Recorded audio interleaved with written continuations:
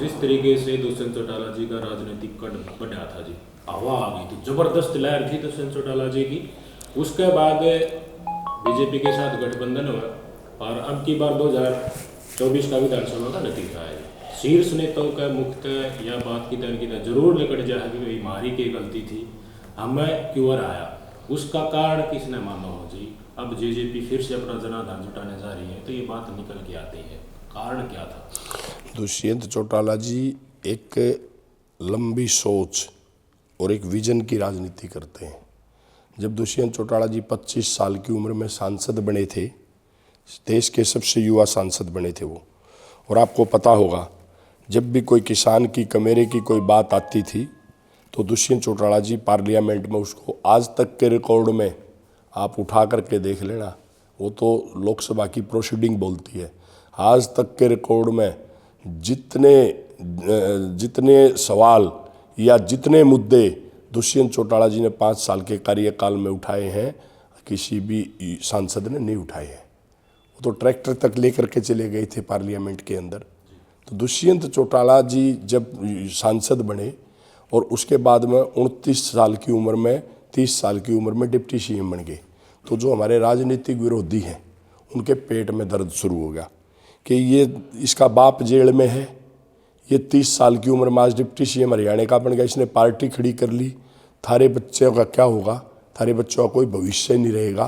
तो इसमें कांग्रेस के लोग भी और हमारी पुरानी पार्टी के लोग भी, बहुत सारे लोगों ने एक षड्यंत्र के तहत दुष्यंत को बदनाम करना शुरू कर दिया। और वो हालात ऐसे थे किसान आंदोलन के समय में कि लोगों को भी वो चीज़ें कहीं ना कहीं उनको जच गई और लोगों ने उसका खामियाजा हमने विधानसभा चुनाव में भुगतना पड़ा। लेकिन मैं पूछना चाहता हूँ, क्या 250 रुपये हर साल पेंशन दुष्यंत चौटाला के समय से पहले कभी बढ़ी? क्या किसान की उपज जो किसान आड़ती के चुंगल में था उसका डायरेक्ट खाते में पेमेंट करने का काम दुष्यंत चौटाला जी ने किया, जो एक महीना 1.5 महीने तक आड़ती उनको जो है पेमेंटें नहीं देते थे, 24 से 72 घंटे के अंदर उनको देने का काम किया। वो क्या दुष्यंत चौटाला के अलावा किसी ने देने का काम किया? क्या जब ओलावृष्टि होती थी दुष्यंत चौटाला जी ने 5 दिन के अंदर, 1 सप्ताह के अंदर किसान के खाते में मुआवजे की राशि 15-15 हज़ार रुपये डालने का काम किया। 2 साल से दुष्यंत जी सरकार में नहीं है, प्रदेश के अंदर बहुत नुकसान हो चुका है, ओलावृष्टि का भी, बरसात का भी और फ्लड का भी। कहीं बताए सरकार किसी को 1 रुपया भी अगर मुआवजे के रूप में दिया गया हो? सिर्फ वो जो है एक फॉर्मेलिटी करते हैं, अनाउंसमेंट करते हैं। पहले कैसे आ जाता था 7 दिन के अंदर मुआवजा किसान के खाते में? वो एक किसान का बेटा, एक कमेरे का बेटा सरकार के अंदर बैठा था और उनकी सुनवाई हो रही थी। दुष्यंत चौटाला जी ने सरकार में रह करके जो है किसान, कमेरे और छोटे दुकानदार व्यापारी के काम किए। वो कहीं ना कहीं भ्रम पैदा हो गया, वो तो शीशा साफ कर दिया। मैं आपके खिलाफ, आपके चैनल के खिलाफ कोई दुष्प्रचार शुरू कर दूंगा, हो सकता है तो कुछ समय के लिए लोग मेरे बहकावे में आ जाएं, लेकिन बाद में कहीं ना कहीं जा करके जब विचार करते हैं तो फिर कहा जाएगा कि नहीं, ये दुष्प्रचार गलत हो रहा था, चैनल की कोई गलती नहीं है। तो आज दुष्यंत जी, आज मैं बता रहा हूँ आपको, कोई विकल्प नहीं है हरियाणा प्रदेश के अंदर। भारतीय जनता पार्टी को राजनीतिक तौर पर अगर कोई बेदखल कर सकता है, किसी की तरफ लगा करके देख लेना। भूपेंद्र हुड्डा से लोग उम्मीद कर लगाए हुए थे, कांग्रेस की अब की बार सत्ता आनी थी, भारतीय जनता पार्टी जानी थी, किसकी गलती से आई है? क्या ये भी दुष्यंत चौटाला ने बनवा दी?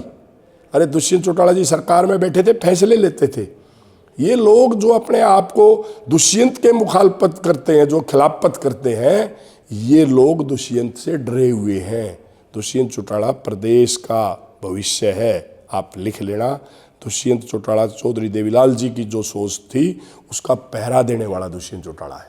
किसान आंदोलन का कितना बड़ा प्रभाव था हरियाणा की राजनीति? किसान 2024 का विधानसभा चुनाव आया, बीजेपी के अगेंस्ट में ही था, बहुत सारे किसान नाराज थे। नतीजा आने के बाद ऐसा लगा कि बीजेपी को तो नुकसान किसान आंदोलन का खासा हुआ ही नहीं, और दिग्विजय दुष्यंत चौटाला ये कह रहे हैं कि हमें ही बहुत ज़्यादा किसान आंदोलन का खामियाजा भुगतना पड़ा। वो प्रभाव बीजेपी के ऊपर पड़ना चाहिए था, वो क्यों नहीं दिख रहा? इसमें क्या कांग्रेस की कोई संलिप्तता है? मुझे एक बात बताओ, जहाँ जहाँ किसान आंदोलन के धरने थे वहाँ पर भारतीय जनता पार्टी का एमएलए बना हुआ है। तो क्या वो धरना देने वाले लोगों ने इस बात को नहीं सोचना चाहिए था कि इस सरकार को हम हटाएं? भारतीय जनता पार्टी, हमारे भादुड़ में सबसे बड़ा धरना था बॉर्डर के ऊपर, वहाँ भारतीय जनता पार्टी को एमएलए आज सपोर्ट कर रहा है, जीत के आया हुआ है। उधर अपना सिंगू बॉर्डर पर था, वहाँ से जो है कृष्णा गहलोत राई से बीजेपी की एमएलए है। तो जहाँ पे जींद में भी जहाँ पे धरना था, उचाना में भी धरना था, वहाँ से भारतीय जनता पार्टी का एमएलए बना हुआ है। नरवाना में भी धरना था, वहाँ से भारतीय जनता पार्टी का एमएलए बना हुआ है। दादरी में भी धरना था, दादरी में भारतीय जनता पार्टी का बना हुआ है। जो लोग दुष्यंत पर उंगलियां उठा रहे थे, जो लोग दुष्यंत पर बदनाम कर रहे थे, कहीं न कहीं उन लोगों ने बैकडोर से भारतीय जनता पार्टी की मदद की है, भारतीय जनता पार्टी की सरकार बनवाई है। तो इसलिए ये बादल छटेंगे, समय आएगा। और मैं आपको बताना चाहूँगा, अगर कोई विकल्प इस प्रदेश के अंदर अगर कोई है तो दुष्यंत चौटाला जी हैं।